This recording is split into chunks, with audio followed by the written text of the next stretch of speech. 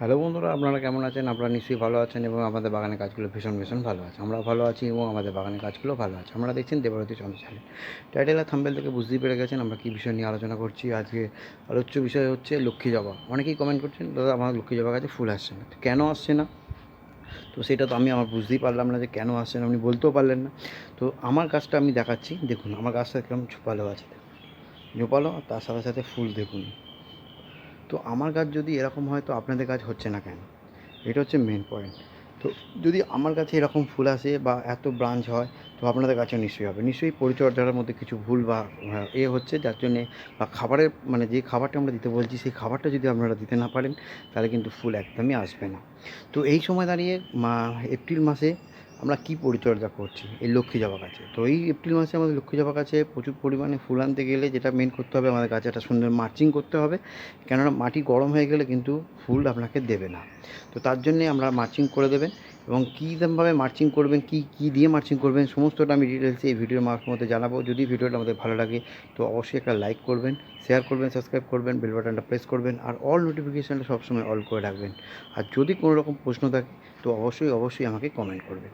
তো প্রথমে আমরা করব কি, এই যে মাটিটা রয়েছে, এই যে চারদিক দিয়ে মাটিটা আমরা আস্তে করে আগে সুন্দর করে খুঁড়ে নেব। আর সবথেকে বড় কথা হচ্ছে এই গরমে যা গরম পড়েছে, আমাদের কিন্তু দুবেলা জবা গাছকে অবশ্যই আমাদের চান করাতে হবে। এইটা কিন্তু মাস্ট।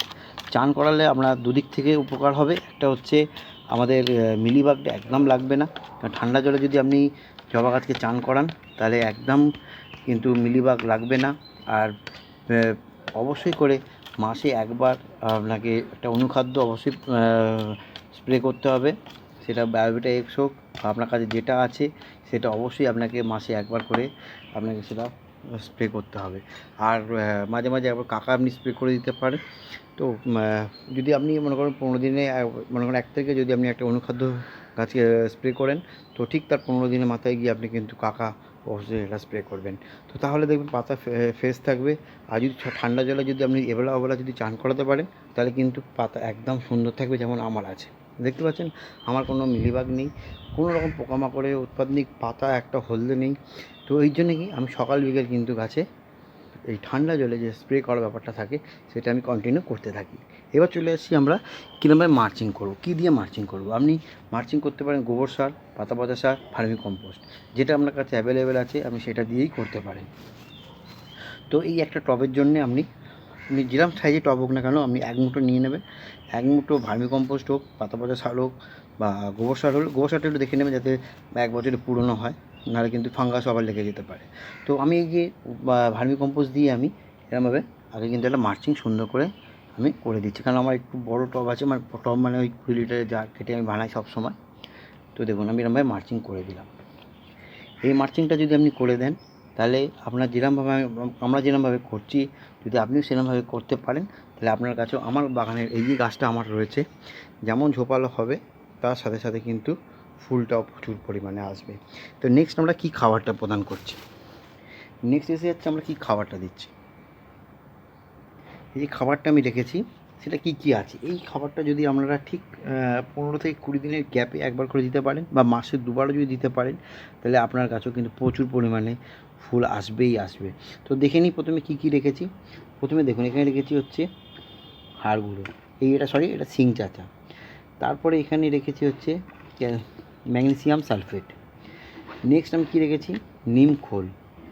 তারপরে রেখেছি বাদাম খোল। এই এখন প্রচণ্ড গরম, তার জন্য আমি রেখেছি হচ্ছে বাদাম খোল গুঁড়ো। তো আপনারা যদি সর্ষে খোল গুঁড়ো, আমাদের বাদাম খোল গুঁড়ো না থাকে তো সর্ষে খোল গুঁড়ো দিতে পারেন, তাতে একটু হিট হবে বটে, কিন্তু আমি বলবো যে আপনি বাদাম খোল গুঁড়ো দেন। আর যদি সর্ষে খোল গুঁড়ো দেন তাহলে আমি এখানে 1 চামচ রেখেছি, তাহলে সেটা হাফ চামচ দেবেন।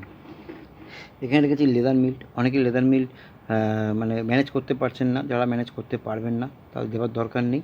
আর যদি আপনাকে থাকে বা ম্যানেজ করতে পারেন তো 1 চামচ দিয়ে দেবেন লেদার মিল্ট। আর এখানে লিখেছি ক্যালসিয়াম নাইট্রেট। এই একটা এমন জিনিস যে ক্যালসিয়াম নাইট্রেটটা অনেকে বলছে, তাহলে আপনি যে কোনো আপনাদের বাড়ির পাশে যে দোকান আছে সেখানে আপনি এই ক্যালসিয়াম নাইট্রেটটা যদি দিতে পারেন, গাছ যেমনভাবে হেলদি হবে, ফুল তো আসবেই আসবে, গ্যারেন্টি দিয়ে বলতে পারি। যদি আপনি এটা ম্যানেজ করতে পারেন, ফুল আপনার কেউ আটকাতে পারবে না, একদম বলতে পারি। আর এখানে রেখেছি হচ্ছে হাড় গুঁড়ো, আর এখানে রেখেছি হচ্ছে মিরোটেক পটাশ। টোটাল জিনিসটা আছে আমার 1 চামচ করে। এই যদি আপনি এখানে সর্ষের খোলগুলো দেন, বাদাম খোলগুলো রেখেছি, যদি আপনি সর্ষে দেন সেটা 1/2 চামচ দেবেন। এইটুকুনি থাকবে, তাছাড়া যা আছে সেম। তো সেম জিনিসটা দিয়ে আপনি গাছকে দিন, দেখুন আমরা 7 থেকে 8 দিনের মধ্যে যদি গাছে ফুল না আসে কমেন্ট করে আমাকে বলবেন। আর যদি ক্যালসিয়াম নাইট্রেট আপনি দিতে পারেন, 7 থেকে 8 দিনের মধ্যে আপনার ফুল আসবেই আসবে। তো চলুন এবার এই টোটাল খাবারটা আমি এখানে একসঙ্গে মিশিয়ে নেব। মিশিয়ে নিয়ে আমার এই একটা 20 লিটার জারে যে গাছটা আছে, আমি এই গাছটাতে খাবারটা প্রদান করে দেবো। সমস্ত খাবারটা কিন্তু 1 চামচ করে নেওয়া আছে। আর আমার যে আমার যে লিকুইড যে খাবার ভিডিও আছে, সেই যদি লিকুইড খাবার আপনারা যদি দেন, তো আপনাদের গাছেও কিন্তু ফুল আসবেই। তো চলুন এবার আমরা খাবারটা গাছটার মধ্যে আমরা প্রদান করে দেবো। আর এই মার্চিংটা কিন্তু এই গরমের মধ্যে কিন্তু অবশ্যইভাবে করতে হবে। তো দেখুন এবার আমি এই সাইড থেকে আমার খাবারটা আমি দিয়ে দিচ্ছি।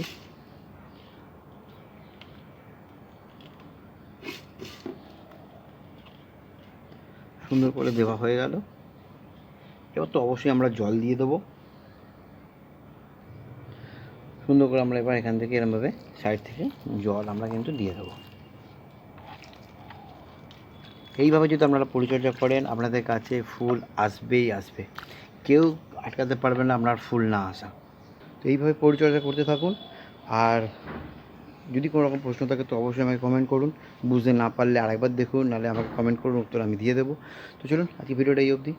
ভালো থাকুন, সুস্থ থাকুন, আর দেখতে থাকুন দেবরতী চন্দ্র চ্যানেল। আর যদি কোনো রকম প্রশ্ন থাকে অবশ্যইভাবে কমেন্ট করুন, আর একটা লাইক তো অবশ্যই করবেন। আজকে এই অবধি, আবার কালকে দেখা হচ্ছে একটা নতুন ভিডিওর সঙ্গে। ভালো থাকুন, সুস্থ থাকুন। Thank you.